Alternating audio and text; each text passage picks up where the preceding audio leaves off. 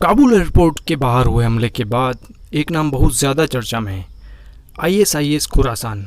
और अब तो एक छोड़कर 2 हमले हो चुके हैं और लगभग 300 से ऊपर लोग मारे भी जा चुके हैं। अब आप कहेंगे कि ISIS सुना था, ये ISIS खुरासान क्या है? इसे समझने के लिए हमें हिस्ट्री में चलना होगा, ज़्यादा पीछे भी नहीं, बस कुछ 6 साल पीछे। देखिए, इतिहास में हम पीछे जाएं तो हम देखेंगे कि हिंदू धर्म में भी कई लोग रहे हैं जिन्हें महसूस हुआ कि उनके विचार में कुछ नियम हैं जिन्हें शामिल किया जाना चाहिए और कुछ को हटा देना चाहिए। लेकिन जाहिर तौर पर वो पूरे धर्म को लेकर ऐसा नहीं कर सकते। इतने बड़े जनमानस को बदल पाना बहुत मुश्किल टास्क है। तो होता क्या था कि ये लोग खुद की नई विचारधारा के साथ खुद का एक पंथ बनाते हैं और जो इनकी आइडियोलॉजी को सही मानता था वो इनसे जुड़ते चले गए। इसी तरह जैन धर्म, बौद्ध धर्म, सिख धर्म और कई धर्म बने। खैर, धर्म और आतंकवाद 2 बिल्कुल अलग चीज़ें हैं, लेकिन पैटर्न आपको दोनों जगह सेम मिलेगा। जब बात नए विंग बनाने की आती है तो दोनों जगह पैटर्न सेम होता है। तो यही होता है यहाँ पर। बात है 2001 की। ये वो साल था जब अमेरिका ने अफ़गानिस्तान में तालिबानियों को चुन चुन कर मार गिराया। 20 साल तक दुनिया अफ़गानिस्तान में हर रोज़ वही तस्वीर देख रही है, जिसका खौफ अब भी लोगों की आंखों में है। इस खौफ की वजह बताने की ज़रूरत तो नहीं है, लेकिन आलम ये कि अपना घर, अपना शहर, अपना देश छोड़ने के लिए लोग दरबदर ज़िंदगी जी रहे हैं। यूँ कहा जाए कि अफ़गानिस्तान में लोग अब सिर्फ जान बचाने की लड़ाई हर रोज़ लड़ रहे हैं। लेकिन गुरुवार को जो कुछ हुआ, पिछले गुरुवार को, उससे अब लोगों में जीने की उम्मीद घटने लगी है। देश छोड़ने के लिए लोग काबुल एयरपोर्ट पर डेरा डाले हुए थे, लेकिन अब वहाँ मंजर कुछ और है। अफ़गानिस्तान में तालिबान राज के बाद इस्लामिक स्टेट और तालिबान के बीच ठनी हुई है। पहले बात करते हैं ISIS की। ISIS की नींव 2006 में बगदादी ने रखी थी। एक लंबी लड़ाई के बाद अमेरिका इराक को सद्दाम हुसैन के चंगुल से आज़ाद करा चुका था, पर इस आज़ादी को हासिल करने के दौरान इराक पूरी तरह बर्बाद हो चुका था। अमेरिकी सेना के इराक छोड़ते ही बहुत से छोटे मोटे गुट अपनी ताकत की लड़ाई शुरू करने लगे। उन्हीं में से गुट का नेता था अबू बकर अल बगदादी, अल-कायदा इराक का प्रमुख। वो 2006 से ही इराक में अपनी ज़मीन तैयार करने में लगा था, लेकिन जब उसके पास पैसे थे तब तक तो कोई दिक्कत नहीं, लेकिन उसके पास अब ना पैसे थे, ना कोई मदद और ना कोई लड़ाके। दरअसल अमेरिकी सेना 2011 में जब इराक से लौटी तब तक वो इराक की सरकार को पूरी तरह बर्बाद कर चुकी थी। सद्दाम मारा जा चुका था, इंफ्रास्ट्रक्चर पूरी तरह से तबाह हो चुके थे और सबसे बड़ी बात कि वो इराक में खाली सत्ता छोड़ कर गए थे। कोई गवर्न करने के लिए वहाँ पर कोई गवर्नमेंट नहीं थी। संसाधनों की कमी के चलते तब बगदादी ज़्यादा कामयाब नहीं हो पा रहा था। हालांकि इराक पर कब्ज़े के लिए तब तक उसने अल-कायदा इराक का नाम बदलकर अब नया नाम ISI यानी इस्लामिक स्टेट ऑफ इराक रख लिया था। अब बगदादी ने सद्दाम हुसैन की सेना के कमांडर और सिपाहियों को अपने साथ मिला लिया। इसके बाद उसने शुरुआती निशाना पुलिस, सेना के दफ्तर, चेक पॉइंट्स और रिक्रूटिंग स्टेशंस को बनाना शुरू किया। अब तक बगदादी के साथ कई हज़ार लोग शामिल हो चुके थे, पर फिर भी बगदादी को इराक में वो कामयाबी नहीं मिल पा रही थी। इराक से मायूस होकर बगदादी ने सीरिया का रुख करा। सीरिया तब गृह युद्ध, सिविल वॉर चल रहा था। अल-कायदा और फ्री सीरियन आर्मी वहाँ के 2 सबसे बड़े गुट थे। पहले 4 साल तक सीरिया में भी बगदादी को कोई बड़ी कामयाबी नहीं मिली। इसके बाद उसने एक बार फिर से अपने संगठन का नाम बदलकर ISIS कर लिया, जिसका नाम था Islamic State of Iraq and now Syria. June 2013 को फ्री सीरियन आर्मी के जनरल ने पहली बार सामने आकर दुनिया से अपील की थी कि अगर उन्हें हथियार नहीं मिले तो बागियों से अपनी जंग 1 महीने के भीतर हार जाएंगे। इस अपील के हफ्ते भर के अंदर America, Israel, Jordan, Turkey, Saudi Arab और कतर ने फ्री सीरियन आर्मी को हथियार, पैसे और ट्रेनिंग की मदद देनी शुरू कर दी। इन देशों ने सारे आधुनिक हथियार, एंटी टैंक मिसाइल, गोला बारूद सब कुछ सीरिया को पहुंचा दिया और बस यहीं से ISIS के दिन पलट गए। दरअसल जो हथियार फ्री सीरियन आर्मी के लिए थे वो साल भर के अंदर ISIS तक जा पहुँचे, क्योंकि तब तक IS फ्री सीरियन आर्मी में सेंध लगा चुका था। साथ ही सीरिया में फ्रीडम फाइटर का नकाब पहनकर भी आईएस ने दुनिया को धोखा दिया। इसी नकाब की आड़ में खुद अमेरिका तक ने अनजाने में आईएस के आतंकवादियों को ट्रेनिंग तक दे डाली। पाकिस्तान तालिबान लड़ाकों से संगठन की शुरुआत हुई। कई सैन्य अभियानों के बाद पाकिस्तान से निकाल दिया गया। बाद में इन लोगों ने अफगानिस्तान की सीमा पर शरण ली। चरमपंथी विचारधारा के लोगों ने संगठन की ताकत बढ़ाई। तालिबान के जो असंतुष्ट लड़ाके थे वो खुरासान में शामिल हुए। ईरान के सुन्नी प्रांत और चीन के उइगर मुस्लिम भी शामिल हुए। उज़्बेकिस्तान के इस्लामी आंदोलन से जुड़े हुए लोग शामिल हुए। ईरान, तुर्कमेनिस्तान, अफगानिस्तान की सीमा पर खुरासान नाम के इलाके में 2012 में लड़ाकों ने एक गुट बनाया था। इनकी विचारधारा तालिबान से अलग थी और इनका कहना था कि ये लोग तालिबान से भी ज़्यादा कट्टर और ज़्यादा रेडिकल हैं।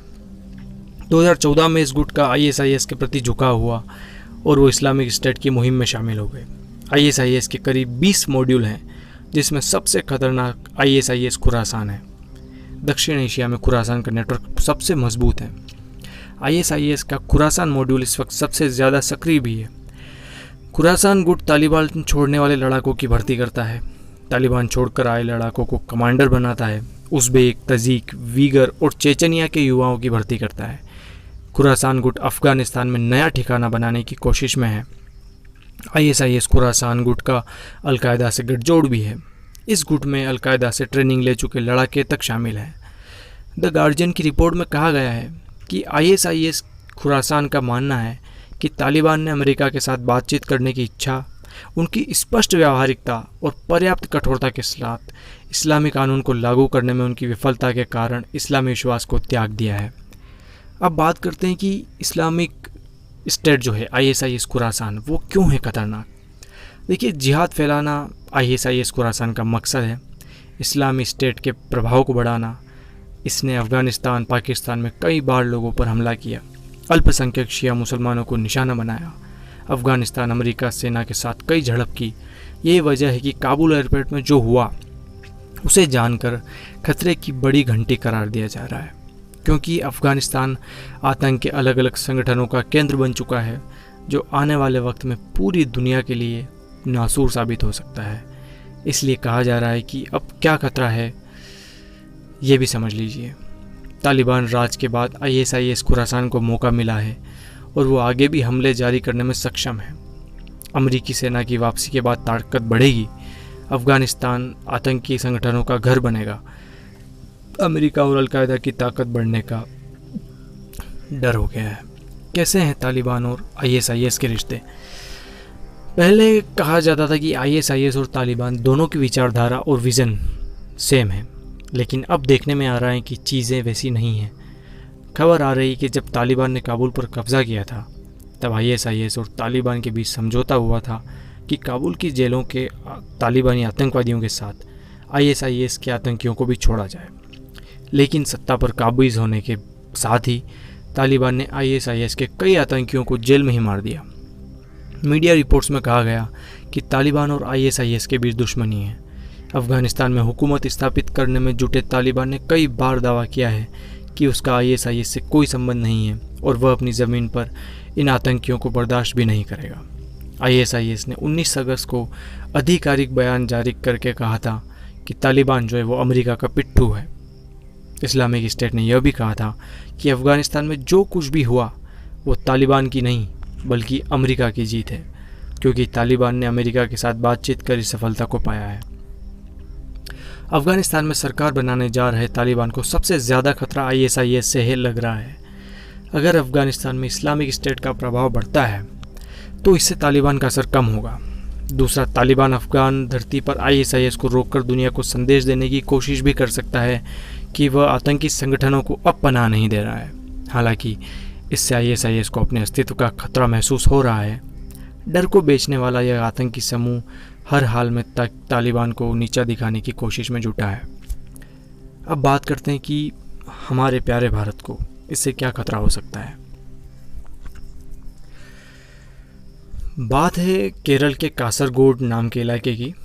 दक्षिण भारतीय राज्य केरल के कासरगोड के निवासी ने 10 जुलाई 2016 को राज्य पुलिस से यह कहते हुए कॉन्टैक्ट किया था कि उसका 30 साल का बेटा अब्दुल रशीद अपनी पत्नी आयशा और एक बच्चे के साथ लापता है और उनका कोई पता नहीं चल पा रहा है।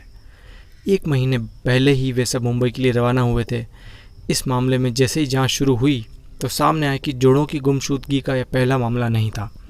इसके अलावा भी ऐसे कई मामले हैं जिनमें जोड़े लापता हुए हैं और उनका कुछ पता नहीं चल सका।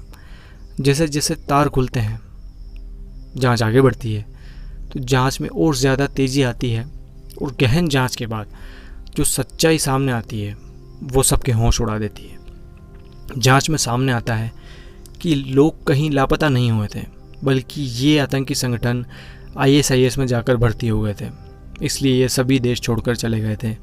1 अगस्त 2016 को तब सफलता मिली जब जामिया नगर के पास दिल्ली के मुस्लिम यहूदी बस्ती बाटला हाउस में रहने वाली 29 वर्षीय महिला यास्मीन मोहम्मद जाहिद की गिरफ्तारी हुई। बाटला हाउस एक ऐसा इलाका है जो 2008 में आतंकवादी विरोधी अभियान में पुलिस की गोलीबारी का गवाह रहा है। इसके ऊपर एक मूवी भी आई है, जॉन अब्राहम की, बाटला हाउस। इस एनकाउंटर में दिल्ली पुलिस का एक अधिकारी मारा गया था और घरेलू समूह इंडियन मुजाहिदीन से संबंधित एक संदिग्ध आतंकी को भी मार गिराया गया था। राष्ट्रीय जांच एजेंसी NIA द्वारा दायर एक चार्जशीट में कहा गया था कि 2017 में यास्मीन को उसके बच्चों के साथ दिल्ली के इंदिरा गांधी एयरपोर्ट पर रोका गया था। उस पर भारत में ISIS गतिविधियों का समर्थन करने के आरोप लगे थे। चार्जशीट में बताया गया कि यास्मीन अफगानिस्तान के लिए उड़ान भरने जा रही थी, मगर उससे पहले उसे पकड़ लिया गया। इस सच्चाई का खुलासा भी हो गया कि 21 भारतीयों का एक ग्रुप, जिसमें कुछ विवाहित जोड़े थे और उनके कुछ छोटे बच्चे शामिल थे, यह सब ISIS खुरासान में शामिल होने के लिए अफगानिस्तान के लिए रवाना हुए थे। अब शायद आप समझ पा रहे होंगे कि खतरा कहाँ है।